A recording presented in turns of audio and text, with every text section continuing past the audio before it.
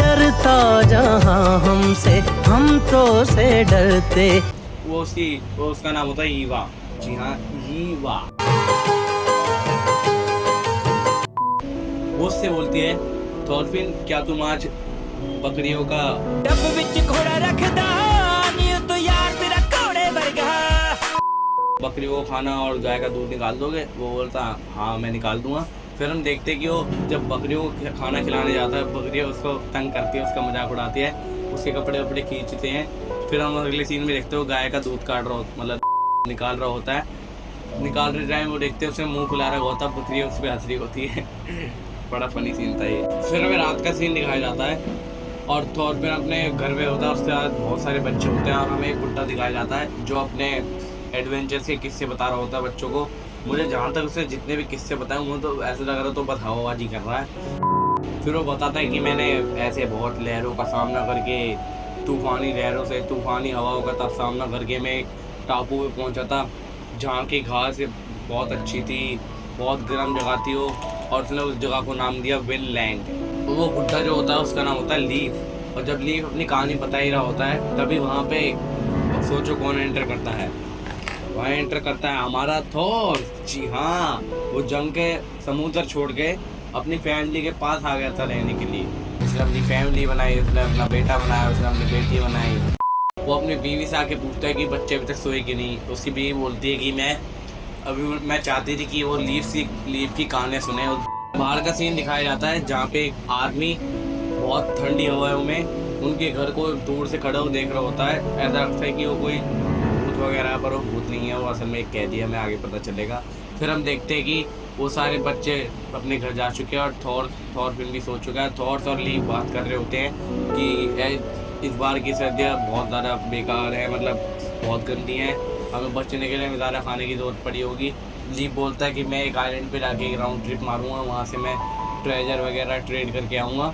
उसके बाद फिर हमें दिखाया जाता है कि थॉरफिन सोते सोते सपना देख रहा है कि वो एक कैप्टन है और उसके कैप्टन ने दुश्मनों ने हमला कर दिया। फिर सुबह होती है और हम देखते हैं कि ईवी और थॉर अपने घर के ऊपर की छत से बर्फ़ हटा रहे हैं और ईवी बर्फ़ हटाती हटाती नीचे गिर जाती है और वो फिर देखती है कि बर्फ़ में कुछ दबा हुआ, और जब वो देखती है बर्फ़ हटा के तो उसमें वही इंसान होता है, आदमी होता है जो उन्हें कल रात देख रहा था उनके घर को।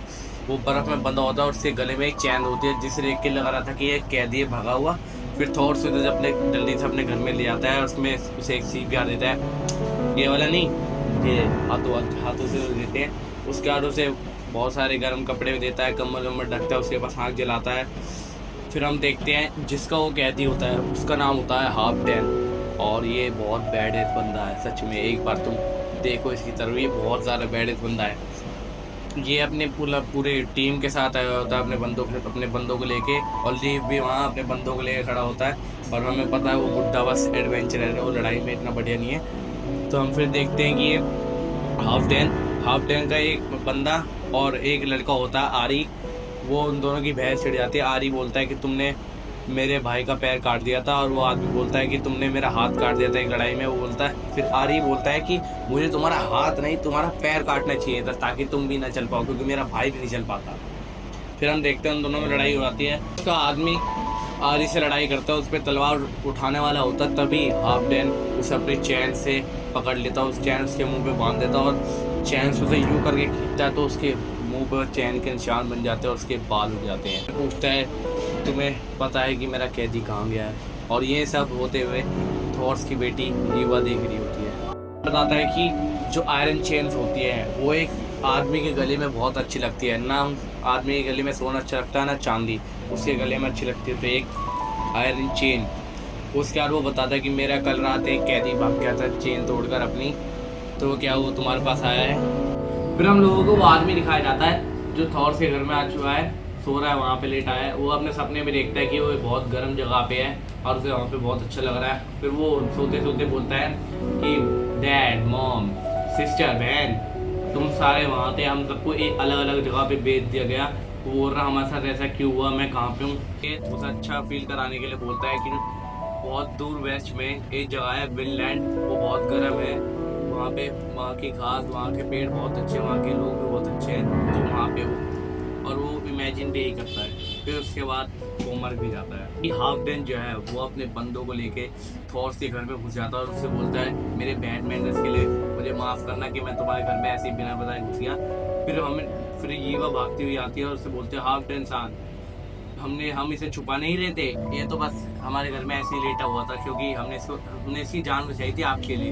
फिर थॉर बोलता है कि तुमने इसके कितने पैसे दिए थे? हाल्फडेन बोलता है कि मैंने इस स्लेव के लिए 2 शीप दी थी। फिर वो बोलता है थॉर्स कि मैं तुम्हें 3 शीप दूंगा, पर हाल्फडेन बोलता है नहीं, मैं इसे वापस ले जाऊंगा और मैं इसे टॉर्चर करूंगा ताकि एक एग्जाम्पल बन सके बाकी स्लेव के लिए, ताकि वो भागे ना।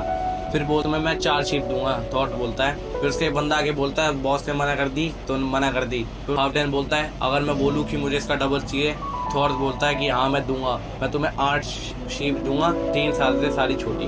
फिर उसे 8 शीप दे देता है। उसके बाद और जब वो हाल्फडेन वहाँ से चला जाता है, फिर हम देखते हैं कि वो थोड़ी देर बाद जिस बंदे के बदले में हमारे थॉर्स ने 8 बकरियाँ दी थी वो मर चुका है। 8 बकरियाँ बेच गई, अगर उसे मरना ही तो उसे दे ही देता, वहाँ पे जाके मरना था उसे, यहाँ ही क्यों मर गया? और वो मर इसलिए गया क्योंकि इसने छोटा सा कपड़ा पहन रखा था, नहीं उर्फी जावेद वाला नहीं, उसने ऐसे नॉर्मल कपड़ा पहन रखा था पतला सा, और उसने उस पतले कपड़े में पूरी रात काटी है बर्फ़ के नीचे, इसलिए उसकी तबीयत बहुत ज़्यादा ख़राब हो गई थी। तो उसने इस सफरिंग से ज़्यादा अच्छा मरना ही सोच। फिर हम देखते हैं जब थॉर उस आदमी को जला रहा होता है, उसकी बेटी ईवा बहुत उसे रो रो के कोस रही होती है, इफाद यार आपने उसे क्यों नहीं खरीदा, वो वैसे भी मरने वाला तो उसे दे देते। उसके बाद फिर हम देखते हैं वो रोती रोती इसे कोस रही होती है, फिर उसकी माँ उसे ले जाती है। फिर हम देखते हैं कि थॉर फिर थॉर के पास आता है और उसे बात पूछता है जो उसे लीफ ने बताई थी। लीफ ने उसे बताया था कि जो तुम्हारे एंसेस्टर थे और जो तुम्हारे पिता है वो ना एक राजा से बच के भागे हैं और वो इस जगह पे रह रहे हैं चुपके। तो अपने बाप से पूछता है कि फादर कि हम भाग के आए थे उस राजा से, कि हम यहाँ पे भाग के रह रहे हैं। थॉर बोलता है हाँ, जैसा उसने बोला वैसे ही हुआ था। फिर हमें एपिसोड के एंड में एक जहाज आता हुआ दिखता है, जो हमें शुरू में थॉर के और जब थॉर बात कर रहे होते हैं फ्लोकी के बारे में, जी हाँ ये वही फ्लोकी। अब हमें अगले एपिसोड में पता चलेगा कि यहाँ पे ये क्यों आया है।